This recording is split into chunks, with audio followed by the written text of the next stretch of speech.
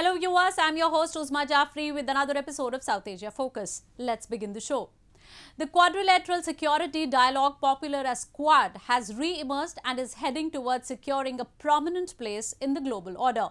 With a motto of Free Indo-Pacific, the grouping is also set to pose a major challenge to the territorial bully China. In the recently held meeting, the leaders of all four countries reiterated their commitment to ensure a stable balance of power in the region, freedom of the seas, an open rules-based economic order, and an even stronger alliance to fight and defeat the pandemic. Amid an increasing trend of falling out of alliances, the Quadrilateral Security Dialogue, or the Quad, has resurrected. US, India, Japan and Australia have revived the alliance with the first major meeting at the top leadership level in years held last week. While the individual objectives didn't find real consensus a few years ago, the aim is common and clear now.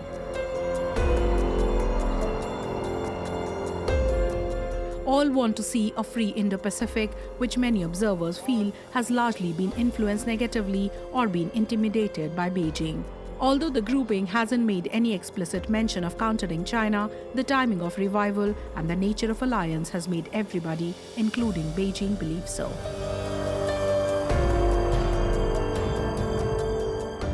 Free and open Indo-Pacific is essential to each of our futures, our countries. The United States is committed to working with you, our partners, and all our allies in the region to achieve stability. And this is a group of particularly important because it's dedicated to the practical solutions and concrete results. The Quad is specifically a region between the Indian Ocean and the Pacific Ocean. China has gained strategic, economic and cultural dominance in the region through its expansionist tactics. The coalition of four democracies has pushed an intervention-free order in the region. The grouping also aims to facilitate the region's technology and trade. The Quad has also committed to supplying up to 1 billion coronavirus vaccine doses across Asia by the end of 2022 at the summit.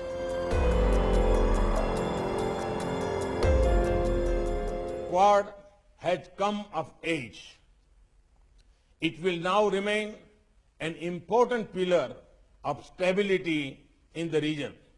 Our agenda today, covering areas like vaccines, climate change, and emerging technologies, make the Quad a force for global good.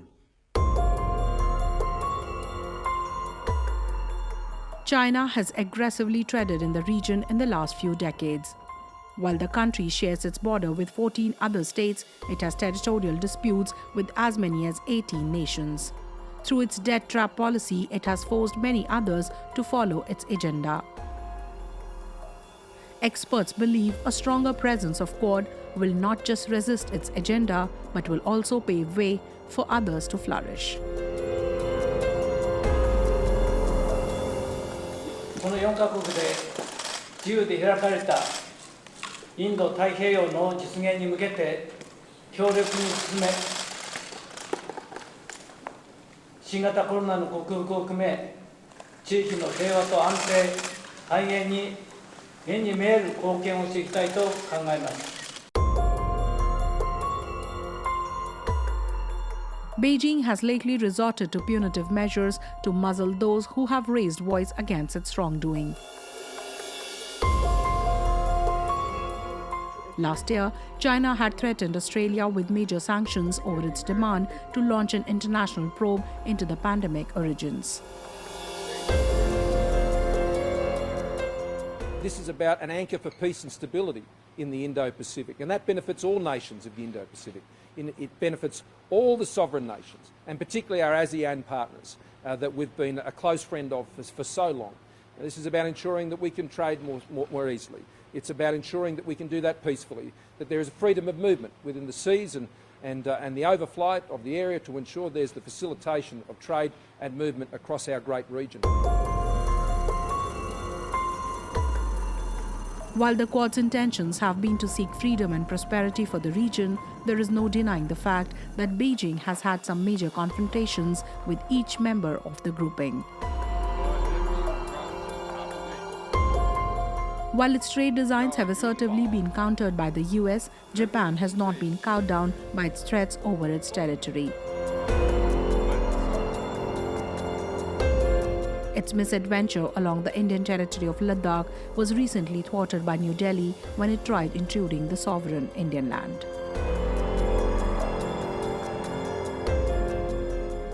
Moving on. While Afghan peace process hasn't gained anything substantial in the past few weeks, there is no denying the fact that efforts are being made consistently to hammer out a deal and subsequent peace in the country. Russia hosted the latest meeting after the months of talks in Qatar's capital Doha stalled in a deadlock. All sides have maintained that all Afghan players must be a part of the interim government that US has proposed for now.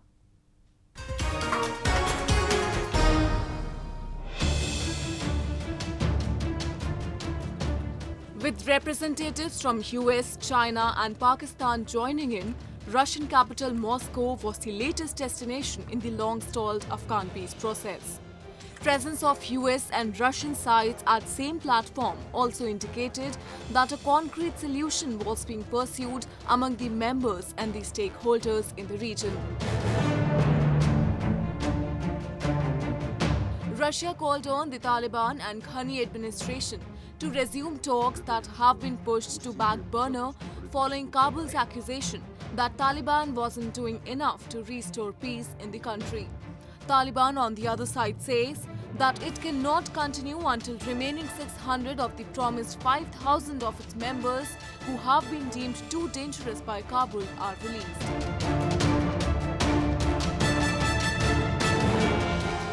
Сожалеем, что усилия по запуску политического процесса в Дохе пока не дали положительного результата.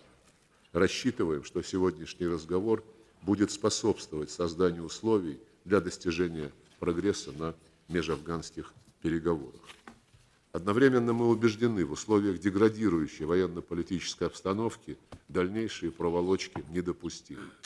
Ситуация вызывает все большую обеспокоенность.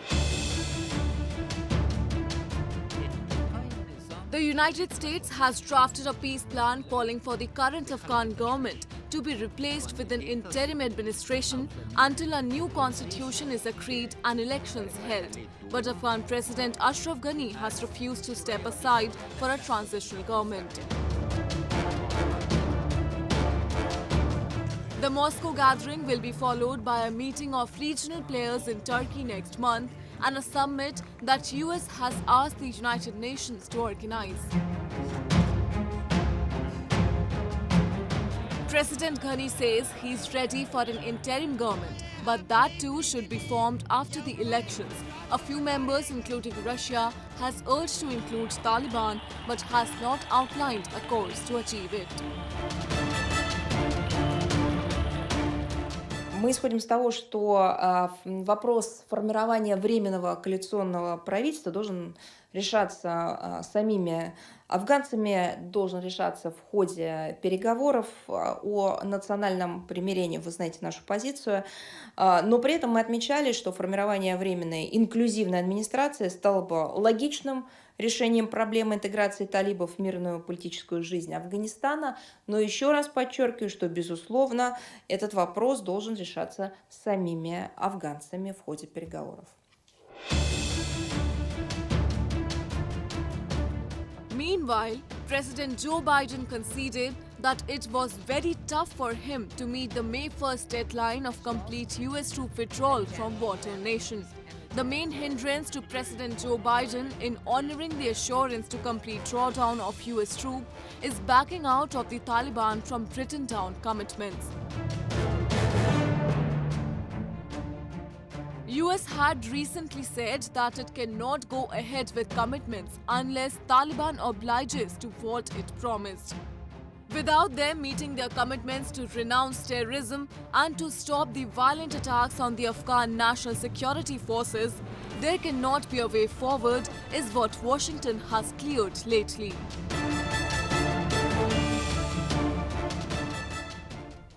Moving on. A proposed burqa ban and shutting down of Islamic schools has triggered a storm of controversy in the island nation of Sri Lanka. The proposal, which has already been signed by the country's Minister of Public Security and is unlikely to face any resistance from the cabinet and the parliament, comes on the back of a growing demand of a robust national security system. However, the opposition and the prominent Islamic voices have cried foul, saying the move is agenda-driven, racist and is aimed at appeasing the hardline factions of majority electorate of the country.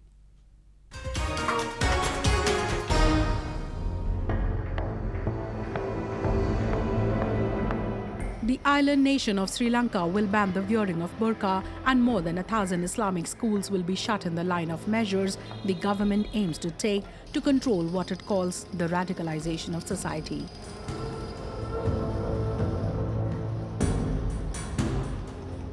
The proposal comes after the Presidential Commission of Inquiry into the Easter Sunday bombings, in which around 270 people were killed around 2 years ago, submitted its report last month.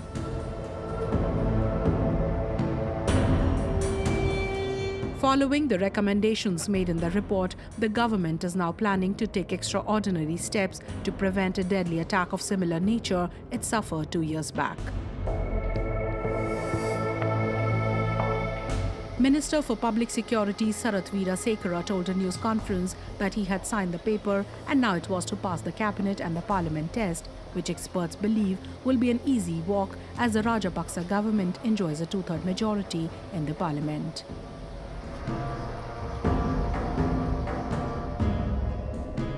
ඊයේ මම අත්සන් කළා බුර්කාව තහනම් කරන ඒ නියෝගය ඒ cabinet පත්‍රිකාව ඉතින් බුර්කාව කිව්වත් ඒකත් අපේ ජාතික ආරක්ෂාවට ඍජුව බලපාන දෙයක්. ඒකින්ද අපි දන්නා අපි පුංචි කාලෙත් අපි ඕන තරම් අපේ මුස්ලිම් යාළුවෝ හිටියා මුස්ලිම් ගැහැණු දරුවෝ හිටියා කවදාකවත් මේ බුර්කාව පැනගෙන හිටියේ නැහැ. ඒක මේ ඊයේ පෙරේදා ආපු ආගමික අන්තවාදී සංකේතයක්. ඒක නිසා ඒක අපි අනිවාර්යයෙන්ම තහනම් කරනවා. ඒ වගේම තමයි මද්දසා පාසල් තියෙනවා 2000කට වඩා අපේ රටේ. අපි කාටවත් මටත් සහ ඔබලටත් කාටවත් පුළුවන් කමක් නැහැ. අපි පාසලක් විවෘත කරලා අපිට ඕන දේවල් මේ පාසලේ දරුවන්ට උගන්වන්න. අවුරුදු 5 සිට අවුරුදු 16 දක්වා සියලුම දරුවෝ මේ රටේ ඉපදින ජාතික අධ්‍යාපන ප්‍රතිපත්තියක් අනුව තමයි අධ්‍යාපනය කරන්න ඕනේ. ඒක නිසා මේ ජාතික අධ්‍යාපනයක් අනුව නොකරන ලියාපදිංචි නොවිච්ච දහසකට වඩා තියෙන මද්දසා පාසල් හෙට අනිද්දා අපි තහනම් කරන්නට ඇත්ත වශයෙන්ම කටයුතු කරනවා. This isn't the first occasion when burqa is being banned. A similar but temporary ban was also imposed in the immediate aftermath of the 2019 bombings.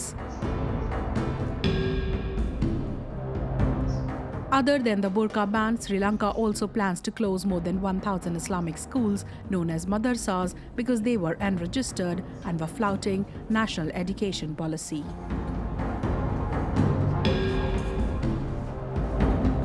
And while a section of the society and international observers have welcomed the proposal, others, including the opposition, have condemned for its Islamophobic character.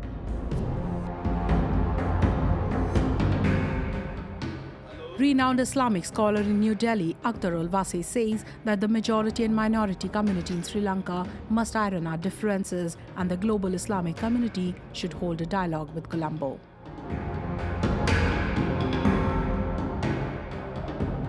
Muslim leadership around the world is not coming forward to address all these issues.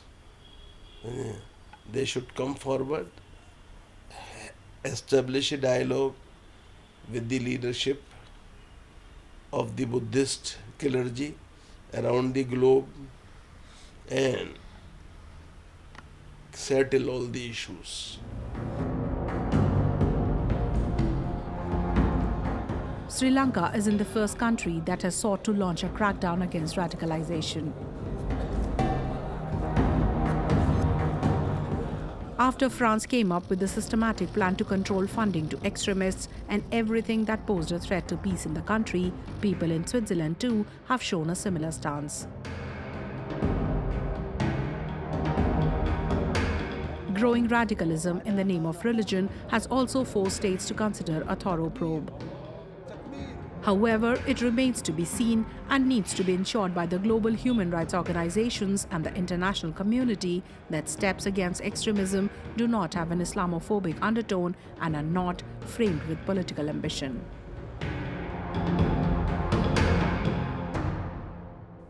Moving on. While decades of war has torn apart Afghanistan, there are a number of stories of hope and persistence that continue to motivate and inspire. There are many Afghans who are building their future despite all the challenges.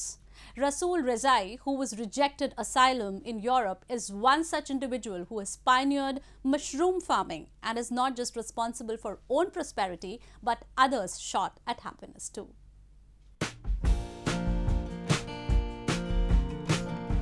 This man picking oyster mushrooms and keeping them in basket is Rasool Rezaie. He supplies 30 kilograms of it every day to market in Kabul. Rezaie didn't have any entrepreneurial ambitions until 2 years ago, when he was handed a no to asylum he sought in Europe. Today, he has come many steps ahead and is a successful businessman. زمانی که حاصلاتی رو می‌چینیم و حاصلات ما به ثمر میرسن، این بسیار لذت بخشه برای ما. وقتی که می‌بینیم دستاوردهای ما، تلاش‌ها و زحمت‌های ما بیهوده هدر نرفتن و اینکه ما میبریم به بازار و میفروشیم و پیسه از رو به دست خود میگیریم، یک لذت خاص خود داره که ما می‌بینیم. Rezaie learned to grow mushroom in 2012 in Russia, where he was compelled to move owing to insecurity and unemployment in his country. 4 years later, he tried to claim asylum in Europe. It was around the same time when more than 1 million migrants were attempting to do the same, a quarter of them from Afghanistan, causing the worst migration crisis Europe had seen since World War II. This crisis led to his claim being rejected, causing Rezaie to return to Afghanistan. Though initially he became a shopkeeper, but soon quit to start a mushroom farm. زمانی که با به افغانستان آمدیم اینجا دیدیم اول 2 سال اول ما خبر نداشتیم، هیچ اطلاعی نداشتیم که در افغانستان آیا کار شه یا نشه. 2 سال اول ما در بخش دکانداری و همین کارا بودیم تا اینکه به طور اتفاقی همینطور کار سمورق به ذهن ما خورد. ما خود گفتیم ما علمش داریم، تجربهش داریم، چطور این کار شروع نکنیم. همین باعث شد که ما همین کار در افغانستان شروع کنیم. شکر خدا تا فعلا استقبال خوبی رو دیدیم. Rezaie currently brings in about $58 a day and is quite optimistic about his future.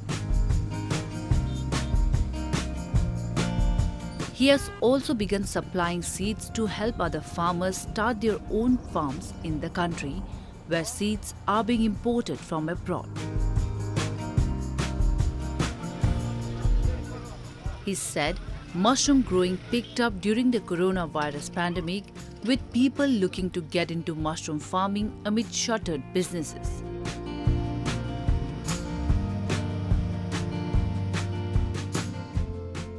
سمورق میشناسن و از وقت هم میشناخت سمورق یک چیز خوبی است، غذای بهترین چیز است دیگه. همین چیزای وقت هم میشناخت، حال زیادتر میخره از روزای اول که از یک ماهی که ما سودا کردیم، از روزای اول تا حال را بسیار تغییرات آمده دیگه. در روز 7 کیلو 10 کیلو سودا میکنیم اینجا. از این بعدش هم شاید زیادتر بخره و خوبتر باشه و بازارش.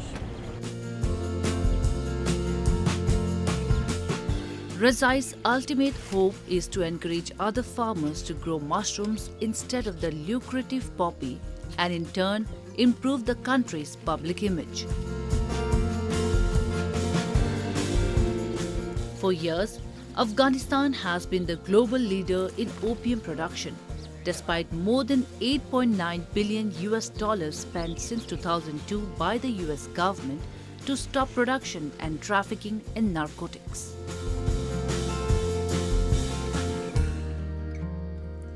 Moving on. India's Hindu pilgrimage city of Haridwar witnessed thousands of devotees gathering for Haridwar Kumbh fair or pitcher festival. The festival is marked by a ritual dip in the waters of holy river Ganga and a magnificent fair of Kumbh which comes with the promise of an eternal life free of sins for the believers.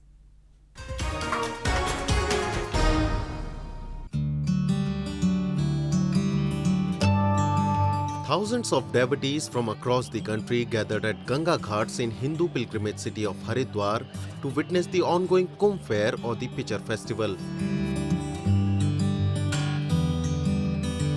The festival is marked by a holy dip followed by other religious rituals and is a celebration of the Hindu faith that Indian rivers are holy and pious.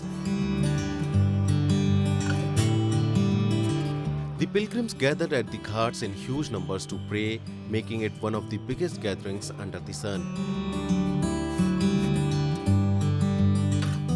यही तो सत्य है, यही तो अपने भारत की एक मातृभूमि है, जिस पे गंगा मैया के जल से कोरोना की बीमारी भी खत्म होती है.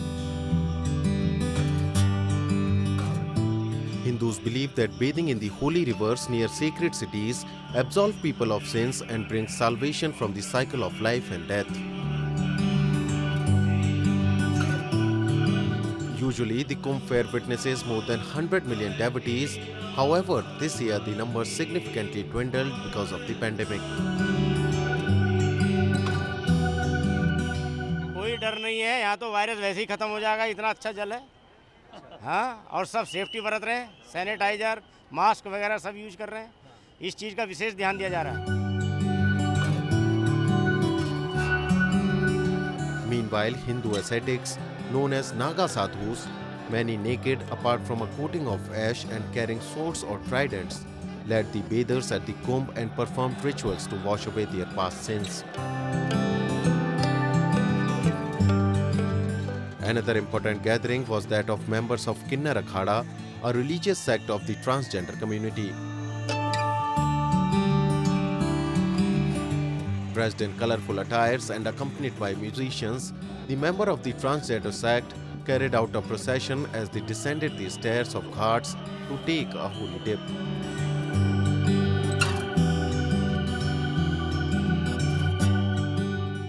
बदलाव सृष्टि का नियम है. Change is inevitable and change will happen. किन्नर अखाड़ा वो बदलाव का एक नाम है. Kumbh fair, which is more than 2000 years old, is a meeting point of Hindu sadhus. It is traditionally held every 3 years in one of 4 holy cities situated along India's sacred rivers. According to Hindu religious texts, demons and deities churned the ocean, which gave many precious items, one of them being the nectar of immortality. One of the demons ran away with the whole pitcher of nectar and 4 drops fell in these 4 cities of Haridwar, Ujjain, Prayagraj and Nasik.